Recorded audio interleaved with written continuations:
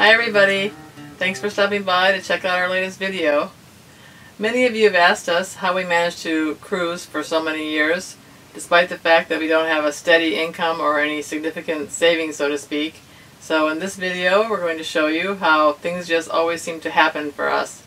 And before we get started, we'd like to once again thank all of you for your thumbs up and your amazing comments on our last video about building the mast on deck.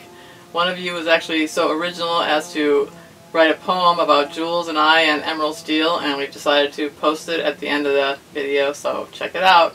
Thank you. And we also like to thank you to those who became our new patrons. Thank you. So at the time we were cruising Fiji Islands, we were in Yasawa, and the hurricane season was approaching. So cruisers pretty much have two choices. One is to find a hurricane hole in the tropics where they can spend the hurricane season. Places like, for example, Pago in American Samoa, or in Tahiti there are several places good to hide, but the truth is that there is no 100% to be protected when you get a direct hit with a major hurricane. So we decided to sail from Fiji to New Zealand for summer. And passage actually straightforward, but you have to plan and also have a little luck, because the passage is only 800 miles long, but the first half of our trip you have trade winds, but the second half you might have everything from variables, westerlies, no wind at all, or a strong gale.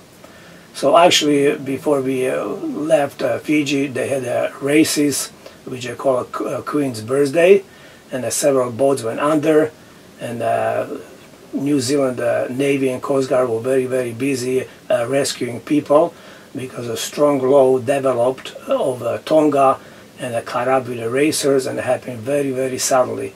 So that shows you that when you're making that passage, and you should run out of the winds, you shouldn't be hanging around waiting for the winds, but you should start the engine and try to make it to New Zealand as fast as possible.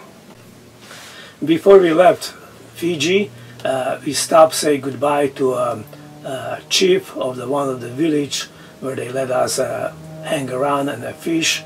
An anchor. And after that, next day, they had a kava party, which we went to visit. It's actually protocol in Fiji where you go to buy kava, you present it as a gift to the chief, and kava, in case you don't know, is a root of the pepper plant. It has a kind of numbing characteristic. They drink it kind of like coffee, and it's like a little bit of a drug, or makes you kind of drowsy, and we presented it to the chief of the village, and then they had a kava party where everybody's supposed to partake. And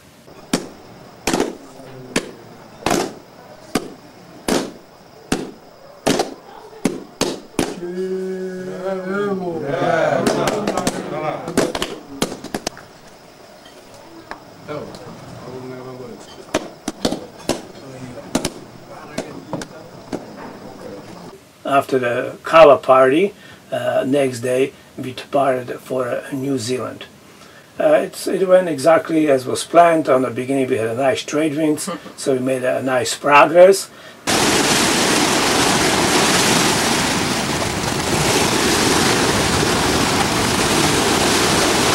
And then about 300 miles from New Zealand we lost all the wind, so we started the engine and hurry as fast as possible towards Bay of Islands. And actually when we got to Bay of Islands, next day a strong gale started blowing, so we were very lucky. Then we actually missed it by less than 24 hours.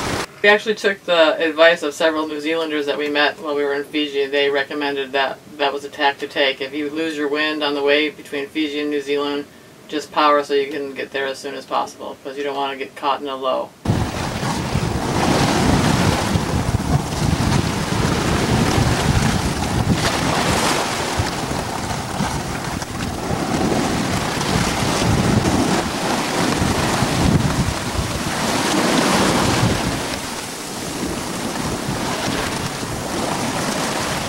We got into Opua to check with the customs. We had to have $500 to get a visa, first 30 days visa. That was a minimum we had to show, and that's only what we actually had. It was a $500 at that time, and no income whatsoever. And when that happened, actually Customs and Immigration dropped a bomb on us, letting us know that our visa is going to be good only for 30 days. And if you want to have an extension, you will have to show income or money in the bank to be able to get a visa for up to 6 months. Now, we had a dilemma because all we had was a $500 and we had no income whatsoever. We were much younger then than now, so we were not retired. So we really had a problem, and we were saying, what the hell are we going to do now? Going back to South Seas, it was not a very much option due to hurricane season starting. And then on top of that, we were informed by immigration that because of the disaster on Queen's birthday, they changed their laws. And anyone who's living in New Zealand, to get before you can get an exit visa and a clearance paper, you must have a life raft, EPIRB, and several other things. After a check with the customs, we got our temporary visa. We went and anchored in the Bay of Islands close to a place called Russell. And we were just hoping that something's going to turn out. Somehow we could make some money or something. But actually luck turned out unbelievable. About third day when we were out there, somebody in the morning knocked on our boat. I stick my head out. There was a lady. She said to me, "Is your name Jules?" I said, "Yeah, my name is Jules." She said, "Oh, we have a mutual friend who told me that you guys are going to be arriving in the Bay of Islands from the tropics, and he's going to get together with you, so I'm here to make a contact." And then she continued and say, "I heard you're a carpenter, and you build your own boat, and I have a friend here in Russell who needs a contract to build a patio. Would you be interested?" So I kind of look at her thinking, would I be interested? More than interested. So anyway, I went there. Next day was a walking distance, about 15 minutes walk from Anchorage to the house. The perfect location, right nearby. It was overlooking a Bay of Islands, so you could see our boat. So I went there, you know, visit those people, talk to them about the job, and the guy would tell me what he wants to do, and I look at him and I said to him, I say, "You know, you are God sent." And he looked at me and he says, "God sent? Surely you don't believe such a fairy tale as a God." I look at him and I was thinking very fast. I said, "You know, I never denied a God, but I surely needed this job very, very bad." But anyway, I look at him and I said, "You know, without God, there is nothing." Anyway, we talked a little bit longer, then he told me, "Okay, when can you start it?" I said, "I can start tomorrow." So next day, he came with his car, and we picked up all my tools from the boat, and he gave us right back to his house because it was too heavy things to be carrying, a skill saw, drills, hammers, and so forth. So it was very helpful. And there was a little problems like we need a transformer because all my tools was 110 volts from America, and New Zealand's got 220, so we had to order a transformer. He said he's going to do it, no problem. And actually, after I worked for him for a while, he told me the main reason why he gave me a job, because he couldn't believe that I came look for a job, and I actually argued with him about existence of a God. And we actually spent many, many hours debating if God exists or not. And he always told me, "Jules, what I respect about you, you're 100%. You really put a good argument, which most people just don't have the heart in it."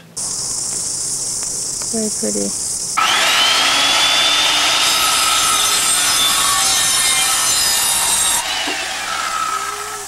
Another piece of wood.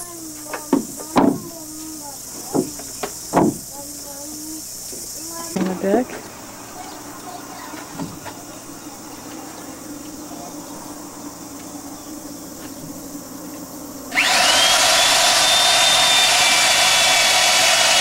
So after we've been working there for a while, I told him our problem about getting a visa, and we became quite a good friends. And he told me, "You know what? Why don't we just sponsor you? You don't have to be worried about it." So they actually wrote an affidavit to immigration, and they sponsor us, so we didn't have to worry anymore about the visa. We got our 6-month visa, and it's hard to believe, but that's the way things works out. After the job was finished, we made enough money to last us for a while, and actually was able to buy a life raft.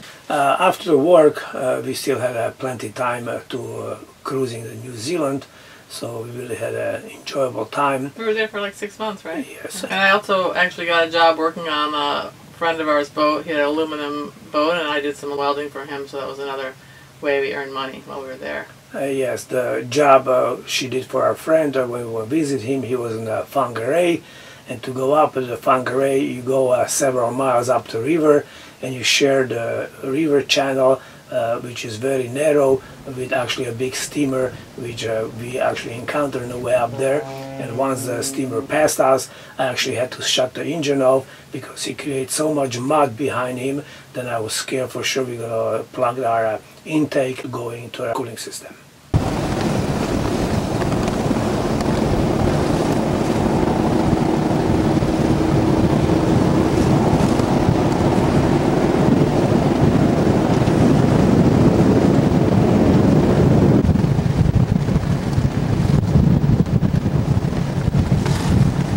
And when the time came to leave, again, to save money, instead of haul out in Auckland in the boatyard, we actually put the boat against the pilings, wait for the tide to come out. We clean the bottom, apply 2 coats of paint before we departed New Zealand. So down Russell's, where we anchor, a yacht club had actually pilings for the purpose, so people could do their own job.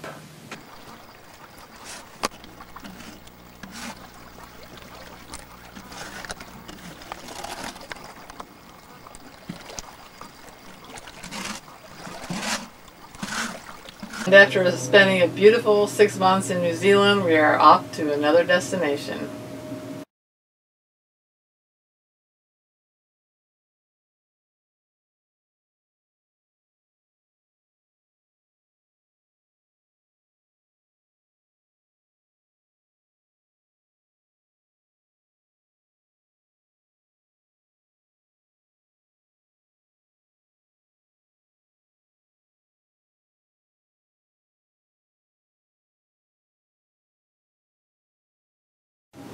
So I guess that's it for now. Thank you guys for stopping by. I hope you enjoyed it, and we'll see you next time. Bye-bye. Bye.